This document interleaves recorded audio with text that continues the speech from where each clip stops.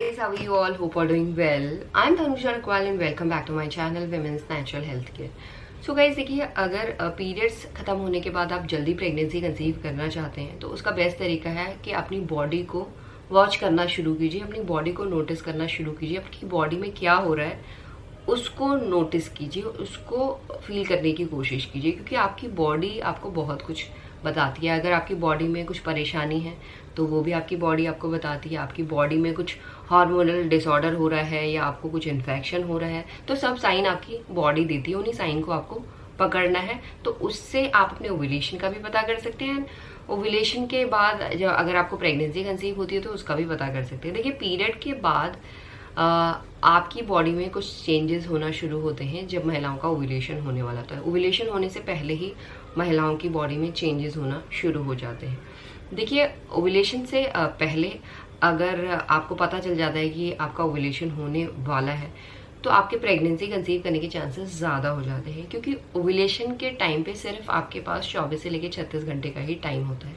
And ovulation से पहले अगर आप जान लेते हैं कि आपका ओव्यूलेशन होने वाला है तो उससे ऑटोमेटिकली आपके पास ज़्यादा टाइम भी है, और जितना ज़्यादा टाइम उतना ज़्यादा आपके प्रेगनेंसी कंसीव करने के चांसेस भी होते हैं। तो देखिए क्या होता है, पीरियड खत्म होने के बाद नॉर्मली महिलाओं का इनफर्टाइल फेज चल रहा होता है। इस टाइम पे महिलाओं को प्रेगनेंसी कंसीव नहीं हो सकती, और जब महिलाओं का सेमी फर्टाइल फेज चलता है या फर्टाइल फेज चलता है या ओव्यूलेशन चलता है तभी महिलाएं प्रेगनेंसी कंसीव कर सकती हैं। तो सेमी फर्टाइल फेज कब चलता है, कैसे आप पता लगा सकते हैं? तो उसके लिए देखिए, आपका जो डिस्चार्ज निकलता है, क्योंकि हर महिला का डिस्चार्ज निकलता है वजाइनल डिस्चार्ज, तो जब सेमी फर्टाइल फेज चलता है तो उस समय जो डिस्चार्ज निकलता है वो आपका क्रीमी और लोशन टाइप का निकलता है। ये सेमी फर्टाइल डिस्चार्ज माना जाता है। ये थोड़ा वेट भी होता है, थोड़ा वाटरी भी होता है।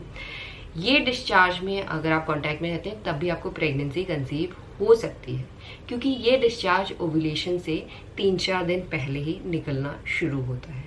एंड गाइस, जो स्पर्म की लाइफ होती है वो टोटल 4 to 5 डेज की होती है। अगर सेमी फर्टाइल डिस्चार्ज में भी आप कांटेक्ट में हैं तब भी आपको प्रेगनेंसी कंसीव हो सकती है, और स्पर्म ऑलरेडी महिलाओं के यूट्रस में अवेलेबल है। अगर 4-5 दिन के बाद महिलाओं के ओवरी से एग रिलीज होता है तो स्पर्म को आसानी से एग मिलेगा, स्पर्म आसानी से एग को फर्टिलाइज करेगा, देन महिलाओं के लिए प्रेगनेंसी कंसीव करना भी आसान होता है। इसीलिए सेमी फर्टाइल डिस्चार्ज से ही आपको ऑल्टरनेट डेज पे कॉन्टैक्ट पे रहना चाहिए। और ऑल्टरनेट डेज इसलिए मैं बोल रही हूँ क्योंकि ऑल्टरनेट डेज में जो स्पर्म मोटाइल स्पर्म्स होते हैं, मोटाइल स्पर्म्स का मतलब होता है जिन स्पर्म्स का मूवमेंट अच्छा होता है, यानी जल्दी वो स्विम करते हैं और जल्दी एग तक पहुंचते हैं डेज। ये तो मैंने सेमी फर्टाइल बताया।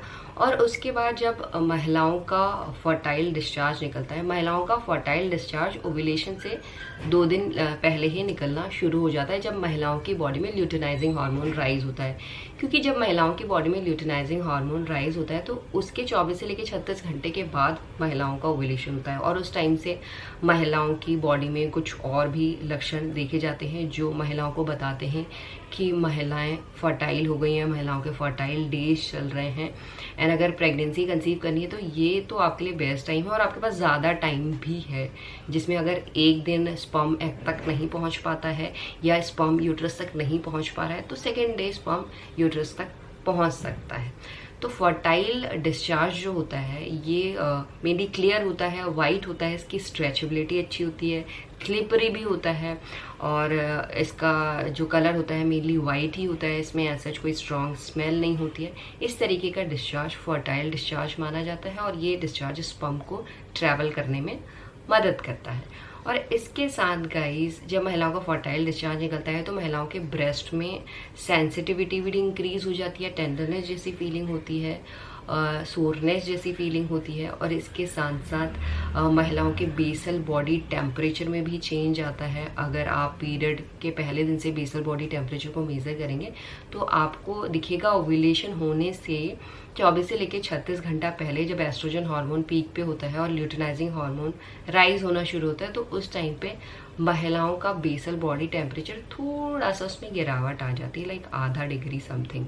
एंड जैसे ही महिलाओं की ओवरी से एग रिलीज होता है, ओव्यूलेशन होता है, तो उसके बाद आधा से लेके 1 डिग्री फ़ारेनहाइट इंक्रीज भी हो जाता है। और अगर प्रेगनेंसी कंसीव होती है तो वो थ्रू आउट इंक्रीज ही रहता है, जो एक साइन है जो बताता है कि महिलाओं का ओव्यूलेशन होने वाला है या महिलाओं का ओव्यूलेशन हो चुका है। ओव्यूलेशन के दौरान तो अगर आपका एग रप्चर हो चुका है यानी ओव्यूलेशन हो चुका है तो उस दौरान तो बहुत सी महिलाओं के एक साइड पे पेन होना शुरू हो जाता है। बट ओव्यूलेशन का जो पेन होता है अगर आपको ये पता भी चल जाता है तो आपके लिए सिर्फ 24 से लेके 36 घंटे का टाइम है, और 24 से लेके 36 घंटे के टाइम में स्पर्म को एग तक पहुंचने, और स्पर्म को एग तक पहुंचने में ज़्यादा टाइम नहीं लगता है, बट एग को फर्टिलाइज करने में मैक्सिमम 24 घंटे का टाइम लगता है। और डिपेंड करता है कि स्पर्म कैसा है, कितना टाइम ले रहा है। अगर 24 घंटे का टाइम ले रहा है तो स्पर्म, तो उसके लिए आपके पास ज़्यादा टाइम होना ज़रूरी है। इसलिए हर महिला को अपना ओव्यूलेशन, फर्टाइल डेज,